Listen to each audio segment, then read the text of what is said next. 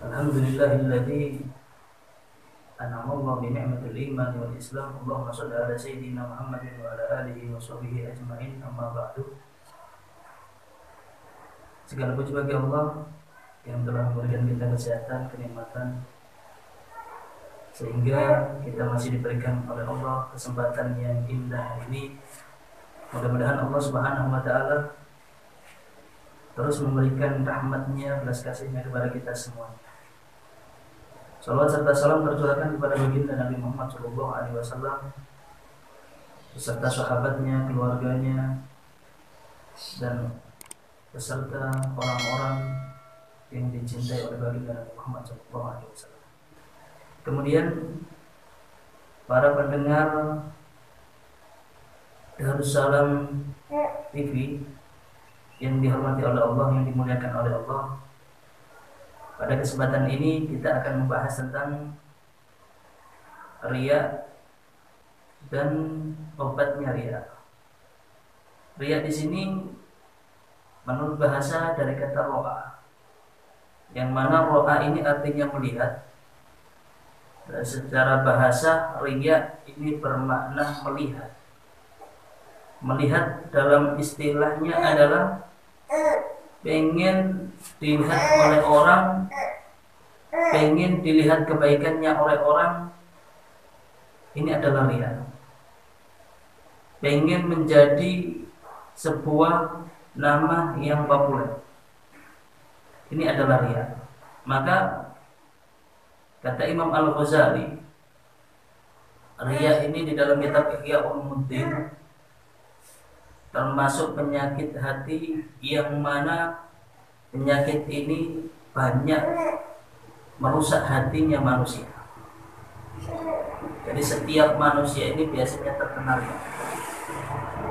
Oleh karena itu, yang pertama adalah ada yang namanya niat. Sebelum kita melakukan sesuatu perbuatan, harus ada namanya niat. Niat ini adalah untuk melakukan perkara yang baik ataupun melakukan perkara yang buruk. Ini tergantung niatnya yang pertama.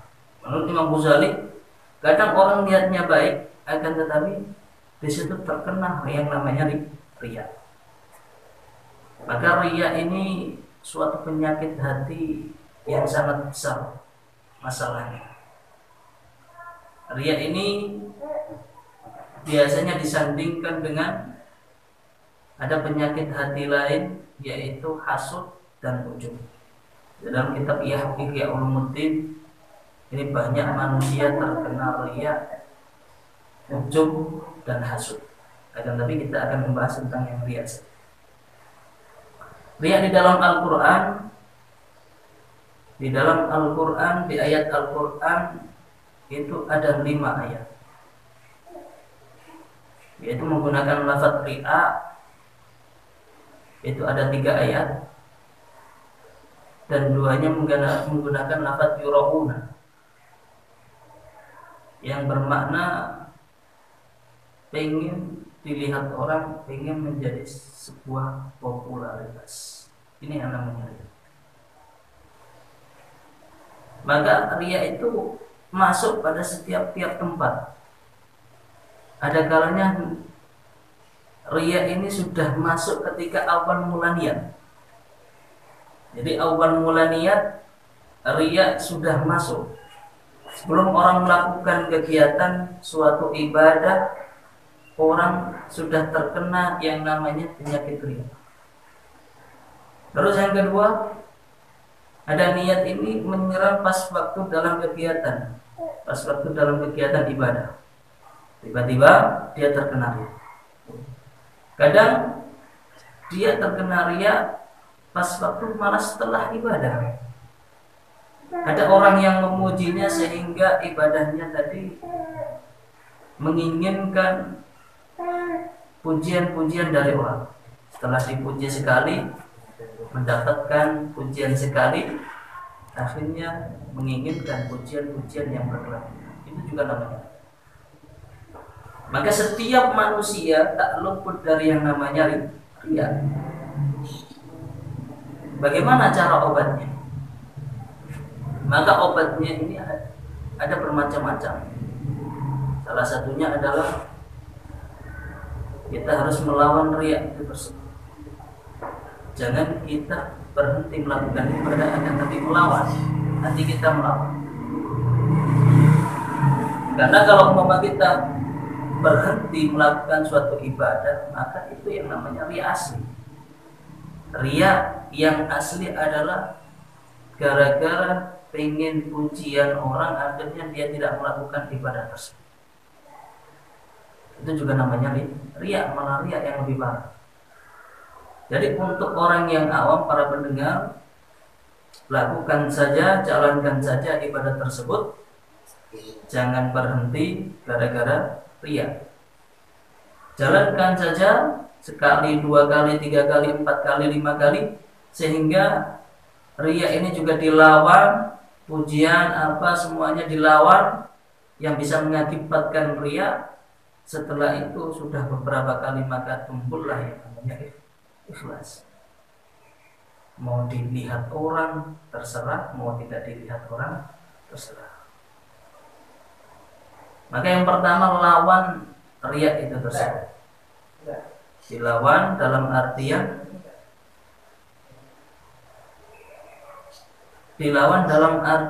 dia kalau umpama muncul yang namanya riya, maka dilawan. Sama saja ibadah seperti ini, kalau umpama riya, tujuannya riya, maka otomatis tidak mendapatkan pahala.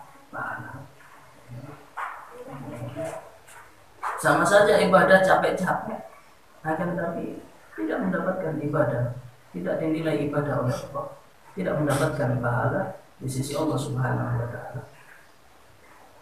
Maka penyakit riya ini termasuk, kata Rasulullah SAW di dalam hadisnya, termasuk syirik yang kecil. Riya ini termasuk syirik yang kecil. Kok bisa? Zatnya dia beribadah kepada Allah, dia bersedekah, itu adalah beribadah kepada Allah, mencari ridha Allah. Akan tetapi apa? Dia memalingkan bukan karena Allah, akan tetapi memalingkan ke orang lain, yaitu makhluk yang diciptakan oleh Allah Subhanahu wa Ta'ala. Kata Rasulullah, riya ini adalah termasuk syirik yang kecil, yang mana jarang dirasakan atau jarang orang ini merasakan bahwa dia terkena riya. Ini riya bahayanya dia. Jadi seakan-akan Allah didoakan, yang asalnya ibadah kepada Allah, malah apa? Tujuannya pengen dipandang manusia. Ini yang jadi masalah. Oleh karena itu, riya ini termasuk syirik yang kecil. Dan termasuk orang-orang munafik. Itu adalah orang yang riya. Sudah masuk hadisnya Nabi, tanda-tanda orang munafik, ayatul munafik salah. Tanda orang munafik itu 3. Apabila dia dipercaya, dia ingkar, tidak dapat dipercaya. Apabila dia berkata, dia bohong. Kalau diamanati, dia mengingkar amanat, tidak amanah. Ini orang munafik. Jadi orang munafik pada zaman dulu, pada zamannya Rasulullah SAW, tidak ada yang namanya orang munafik. Mereka bersolat seperti orang-orang Islam ketika ada orang-orang Islam. Mereka ikut jamaah ketika ada orang-orang Islam. Tapi kalau umpama dia sendirian di rumah, dia tidak akan sholat. Karena tujuannya apa? Tujuannya pengen dilihat oleh Rasulullah, pengen dilihat oleh sahabat Rasulullah, pengen dilihat oleh orang-orang Islam. Maka riya ini adalah kunci kesuksesan dari seseorang. Kalau dia bisa mengendalikan riyanya, maka dia pasti akan masuk ke dalam orang-orang yang ikhlas, yaitu kekasih-kasih Allah Subhanahu wa Ta'ala. Riya, ada penyakit riya banyak sekali. Ada penyakit yang semacam riya banyak sekali. Contohnya ada namanya hasud. ada lagi yang namanya ujub, ada lagi yang namanya kikir, ada lagi yang namanya kadzib, bohong, sombong, ada lagi yang namanya iri hati, banyak sekali. Tapi kita pada saat ini kita akan memfokuskan cuma di riya saja. Mudah-mudahan Allah Subhanahu wa taala membimbing kita sehingga kita termasuk orang-orang yang ikhlas. Lawannya riya adalah orang yang ikhlas. Ikhlas di sini adalah untuk mencari ridha Allah Subhanahu wa taala. Di dalam hadis qudsi, ikhlas itu apa? Ikhlas itu adalah sirrun minal asrar alladhi awqatu fi qulubi ibadi al-mahbub.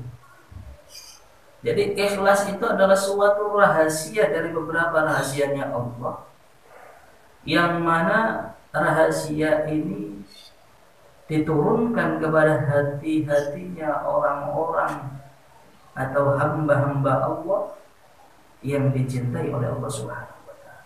Jadi kalau umpama orang sudah terhindar dari riya, maka dia orang yang mukhlas, orang yang ikhlas.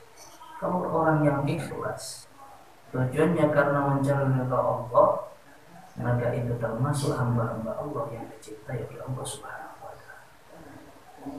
Dan untuk mencapai keikhlasan itu bukan sebentar, membutuhkan waktu yang sangat lama. Awalnya orang yang mausul kepada Allah, awalnya orang yang menuju kepada Allah, melakukan ibadah semuanya pasti karena ada unsur lain. Pasti ada unsur lain, yaitu bukan karena Allah Subhanahu wa taala. Akan tapi unsur itu dilawan terus, dan ibadahnya, kelakuannya, amalnya dilakukan terus. Riyaknya, unsur lainnya dilawan terus, sehingga apa? Sehingga kalau sudah terus menerus, muncullah orang ini menjadi kekasih-kekasih Allah, yaitu orang-orang yang ikhlas kepada Allah Subhanahu wa taala.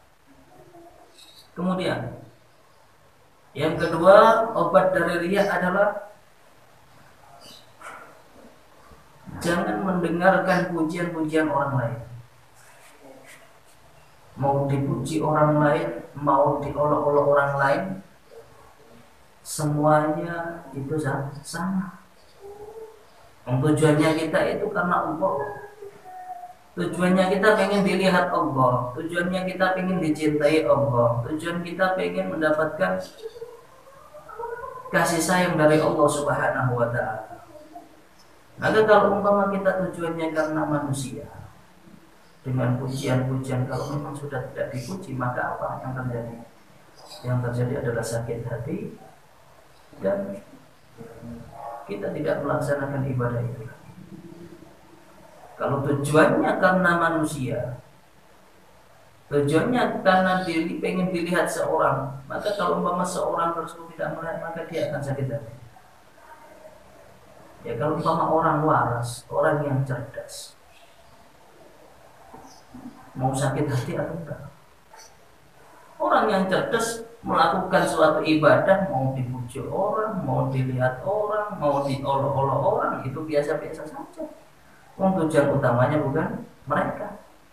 Tujuan utamanya adalah karena Allah Subhanahu wa taala. Jadi kalau umpama orang kok sudah di derajat ikhlas, insya Allah ibadahnya akan langgeng terus. Kalau dipelajari. Tapi kalau umpama nggak dipelajari untuk ikhlas, riyaknya malah dipupuk terus, bukannya malah dilawan, dipupuk terus, sehingga tidak mungkin ibadah itu bisa berjalan terus, ibadah itu bisa istiqomah. Itu tidak mungkin. Maka jadikan pujian-pujian manusia itu apa? Sesuatu perkara yang biasa-biasa. Mau dipuji orang, mau diolok-olok orang, biasa-biasa. Kalau dipuji orang, alhamdulillah. Karena apa? Itu semuanya adalah dari Allah Subhanahu wa taala. Kalau diolok-olok orang, ya biasa-biasa saja. Karena apa? Tujuan kita bukan mencari pujian manusia, akan tapi tujuan kita mencari ridha Allah Subhanahu wa taala. Mudah-mudahan Allah Subhanahu wa taala memberikan kita kesehatan, untuk selalu beribadah kepada Allah, mengamalkan amal-amal yang baik dari Allah, mengamalkan sunnah-sunnah Rasulullah SAW, dan dihindarkan dari sifat-sifat yang riya, dari penyakit-penyakit yang riya. Mudah-mudahan Darussalam ini, para pendengar Darussalam, diberkahi oleh Allah Subhanahu wa taala dan dijadikan pendengar-pendengar yang diridhoi oleh Allah Subhanahu wa taala dan dijauhkan dari penyakit-penyakit hati, salah satunya adalah riya. Hadanallahu wa iyyakum. Wabillahi taufiq wal hidayah. Assalamualaikum warahmatullahi wabarakatuh.